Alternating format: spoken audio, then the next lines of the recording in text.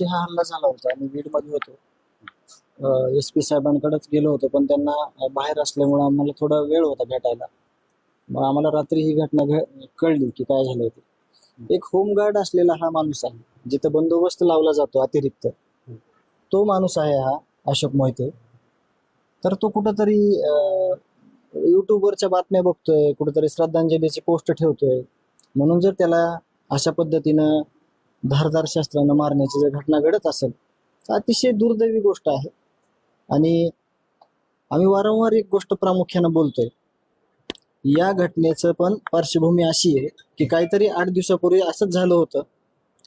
तर हे पोलीस स्टेशनला गेले होते, त्यांची केस घेतली गेलेली नाही, याची शहानिशा सुद्धा आम्ही केलेली आहे.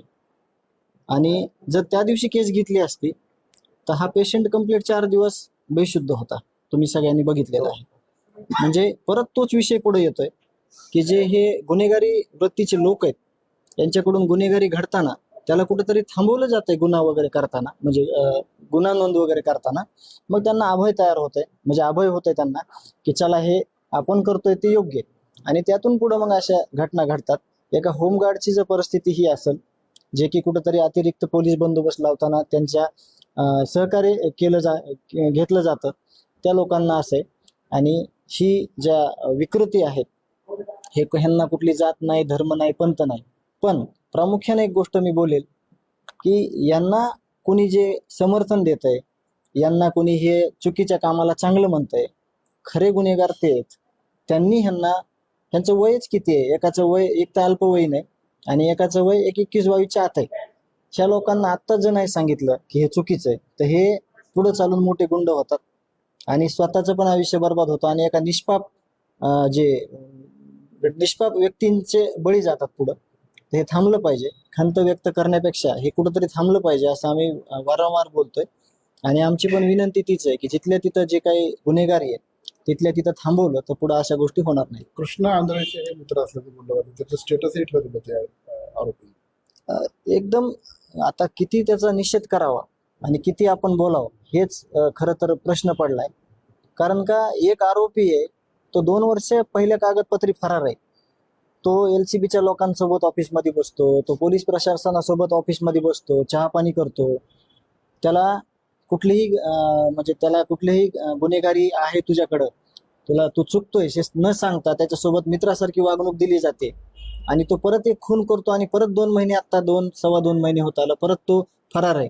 आणि त्याचं स्टेटस ठेवतात वाढदिवसाचं. म्हणजे यांच्यावर काय संस्कार झालेले आहेत हे बघणं गरजेचं आहे. अतिशय चुकीच्या पद्धतीने ह्या घटना घडत आहेत, त्यांना सगळ्यांनी मिळून संपवणं ही काळाची गरज आहे. म्हणजे तरनेरी गावाचंच प्रकरण नाही, बीड जिल्ह्यामधल्या अनेक गावात अशा छोटे छोटे गँग आहेत. असं ह्या तरनेरी गावातले जे लोकांशी आम्ही ज्यावेळेस बोललो त्यांचं असं म्हणणं आलं की आमच्या गावात तर आहेत, पण परिसरात सुद्धा अशा छोट्या मोठ्या गँग आहेत. मग पोलीस कमी पडते असं वाटतं? नक्कीच जी यंत्रणा आहे, पहिली पोलीस यंत्रणा, आता नवीन SP साहेब आलेले आहेत, त्यांचं देखील म्हणणं आम्ही ऐकून घेतलं होतं. ते म्हणले मला घरातलीच घाण पहिलं काढ नाही. म्हणजे आपण ओळखून घ्यायचं शब्दशः अर्थ काय आहे ते. कारण या पोलीस यंत्रणेला संरक्षणासाठी समाजाच्या नेमणुका आहेत, पण ते गुन्हेगाराचं संरक्षण करतायत आणि सर्वसामान्य माणसांचे गळे घोटायचं काम चालू आहे. ज्या ठिकाणी गुन्हे घडतायत त्या ठिकाणी थांबवणं हे महत्वाचं तर आहेच. पण आता माझ्या भावाची हत्या झाली, त्याची एक B टीम पण आहे, त्याची अजून इन्व्हेस्टिगेशन काहीच झालेली नाही. आता हे आपला तपास होत आल्यानंतर आम्ही रिइन्व्हेस्टिगेशन करणार आहोत आणि ह्याची जी B टीम आहे पुढे भविष्यात त्या टीम पासून समाजाला कुठं धोका नाही झाला पाहिजे याच्यासाठी प्रयत्न करणार. कोण आहे मोर्चा टीमचं?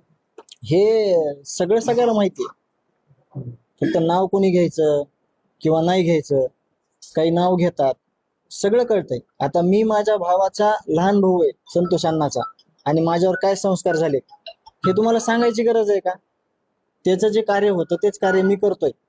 तसं ज्याच्यावर एवढाले गुन्हे आहेत, 25-25, 30-30 गुन्हे आहेत, तुम्हीच बघू शकता की यांना कुणी अभय दिलेलं आहे आणि चुकीच्या कामाला कुणी समर्थन केलेलं आहे. हे तुम्ही सगळ्या प्रसार माध्यमांनी समोर आणायची काळाची गरज आहे.